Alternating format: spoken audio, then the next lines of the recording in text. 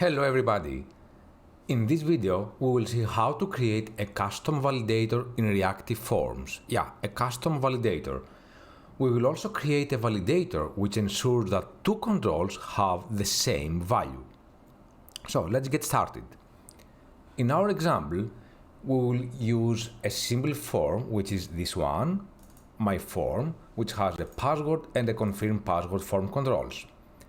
The idea for this custom validator that we are going to create is to make sure that password and confirm password has the exact same value. It's a very common use case that we often see in registration forms. And if we see also the HTML, we will see that we have a form with the form group my form, and then we have two different fields, two different input fields. The first one is a mat form field, which we have input with mat input directive, and we have here the form control name password to apply a binding, and we also have the exact same thing, or to be precise, sort of the same thing, an input with a directive mat input and the form control name confirm password. This is the very simple form that we have, and also note here that we have a mat hint.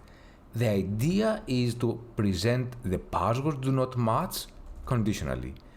If we do not have the exact same value in the password fields, here and here, we need to display this error message.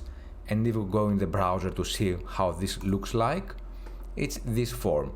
Type your password, retype your password, and of course, we want this one to appear conditionally. So, first, let's go into the component ES, and we're going to create a custom validator. The custom validator will start firstly with the anatomy of the custom validator, which is, we can say that they are simple. I will create a private.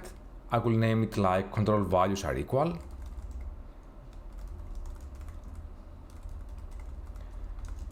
It's nice to have in mind when we create custom validators to create abstract validators so that we can reuse them. This validator returns the validator fn, validator function, so we'll have to implement this one. And now inside we need to return an anonymous function, which as argument has one argument, and this is of abstract control. Abstract control, yeah, here it is. Just a reminder here that the abstract control is the interface that both form group, form array, and form control extend. And this inner function returns validation errors or null. And this is the two functions that we need to have. We need to return validation errors, and if we follow this, the validation errors is a key value pair. And the idea is to return this key value pair when the validator is not satisfied. Otherwise, we will return null. So if true, if everything are okay, we need to return null. Otherwise, we need to return an object. And I will name it values do not match.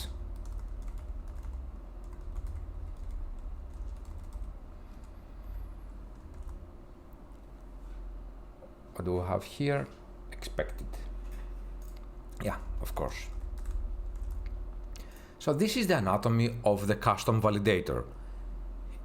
If the validator is satisfied, return null, otherwise return an object. Let's now improve this validator and make it work for our form and have also the logic that we need to have.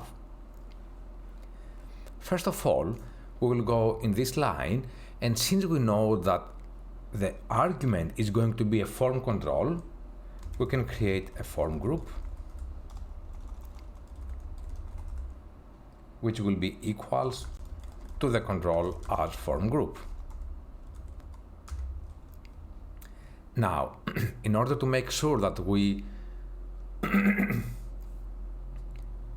now, since we have the control, we need to get the value of the password and the confirm password. How can we do this? We need to have the control value A, the value of the control actually, we need to have the value of control A, which is the first one, and we can be like form group dot get, provide here a name and get the value, and do the exact same thing, sorry, wrong key binding, and do the exact same thing for the other one, get something and value. Now the key part is what to provide here.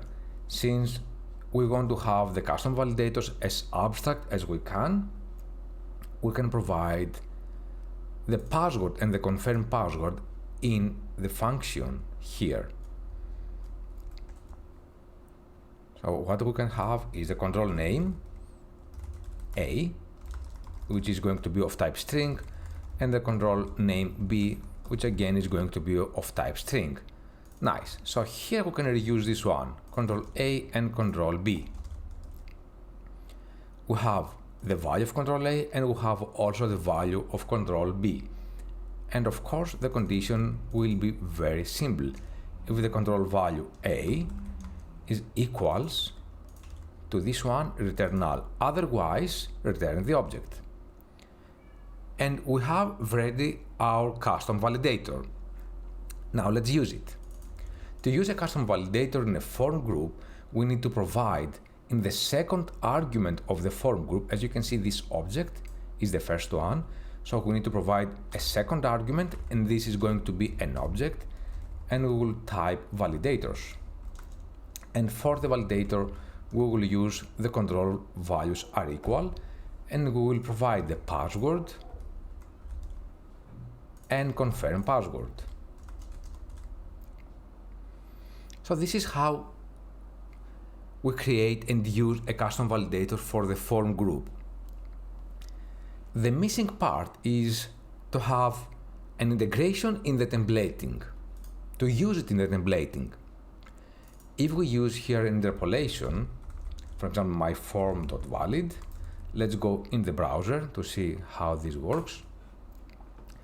We can see that the values, the validity is true, which means that both this field and this field has the exact same values. But if I start typing here something, 1, 2, 3, we can see that this is false. But if we type the exact same thing here, the validity is true. And now let's do the exact same thing to appear the hint conditionally. But you know what? We're not going to use the valid, but we're going to use this one. The values do not match.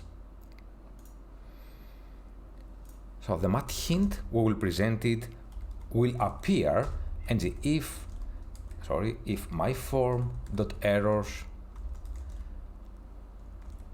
and if the values do not match is truthy, then we want to display the passwords do not match. Let me delete this one, and let's go and see how this works. As you can see, we do not see here the hint, and if I type a password, my secret password, 1, 2, 3, password do not match. If I type 1, 2, 3, we no longer see this one. If I type anything else, for example 4, passwords do not match. And that's it all. This is how we create a custom validator in Reactive Forms to control 2 different form controls. Thanks for watching.